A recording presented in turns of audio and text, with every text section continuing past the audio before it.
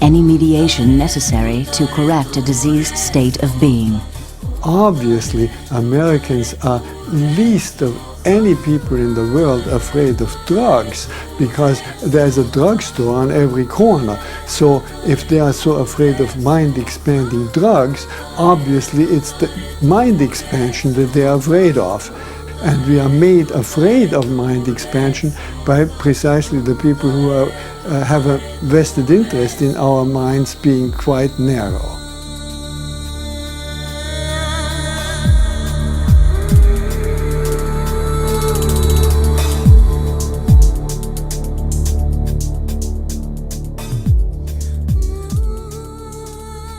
What's happening is these chemicals have the capacity to expand consciousness in ways that we're just not accustomed to thinking. So it's opening up the envelope of consciousness into new territories for us to think about and to try to imagine.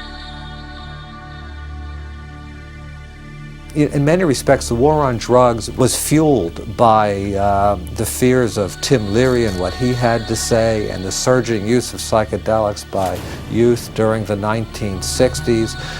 The young generation with these states had many dimensions. That, one of it was certainly that aesthetic aspect, just the beautiful display, but there was also an element of tremendous freedom, sort of disinhibition, all the sort of cultural restrictions being kind of a Dionysian element, breaking into consciousness. And then I think even if people did not have specific healing intention, that something within them felt there was a kind of a therapeutic potential, that you could heal. You could heal emotionally, you could heal psychosomatically. And then, of course, there was that other dimension, which is the opening of the spiritual aspects of life.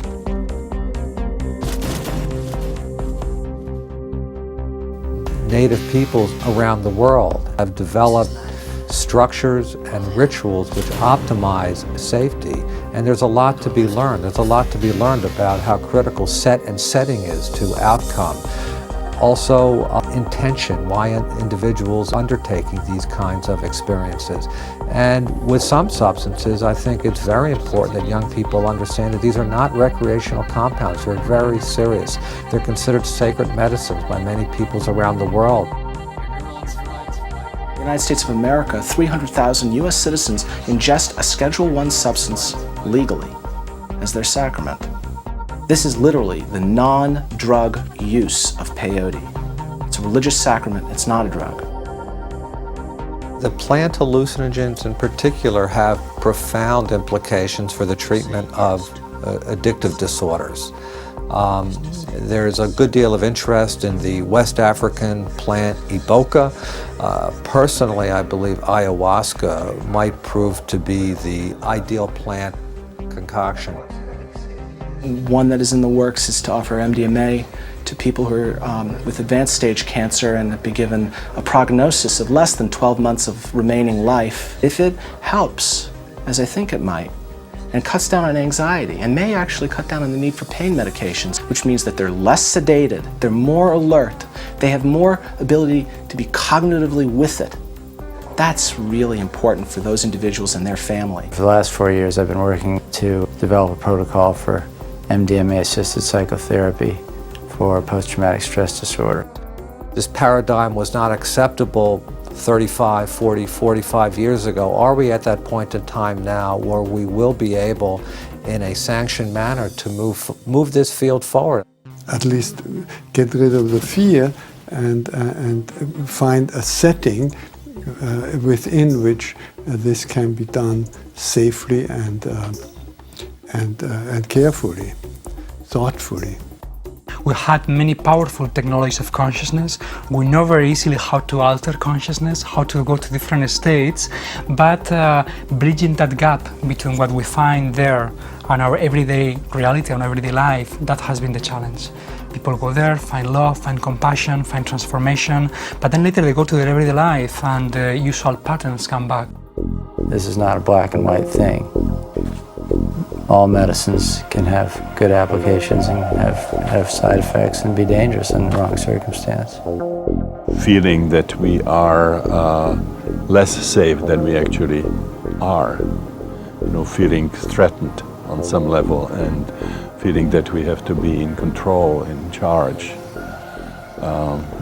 This can be seen from the individual dimension to the collective dimension. What was happening between the United States and the Soviet Union, where we produced so many atomic missiles that 1% of it would be used, it would be all over. We want to be so safe that we actually create a very unsafe world. So a lot of this kind of inauthentic tendencies, the tendency to constantly have more of what we have, need to double, triple the gross national product as something that's guaranteed a good living standard is just a fallacy. The countries that have achieved that have achieved a high level of economic standard, don't necessarily benefit from it emotionally. Actually, there's more violence, there's more suicide, there's more alcoholism, addiction, divorce, and so on. So there is no connection, direct connection between economic achievement and sense of well-being. We're all in it together, and we are kind of synergistically looking for answers in a way that involves, a lot of the deeper wisdom that comes from self-exploration, self-understanding.